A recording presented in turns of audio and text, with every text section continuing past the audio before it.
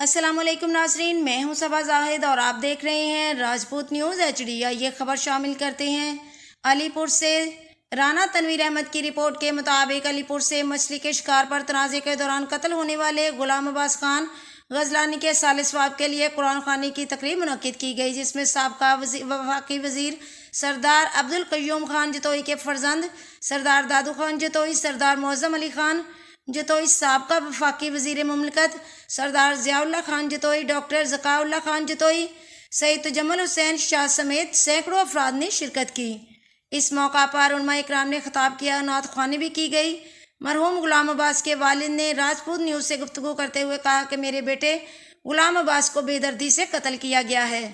I G Punjab, D I جی ڈیرہ غازی خان اور D P او مظفر گڑھ سے ہاتھ باندھ کر اپیل کرتا ہوں کہ میرے بیٹے کے قاتلوں کو فوری طور پر گرفتار کیا جائے۔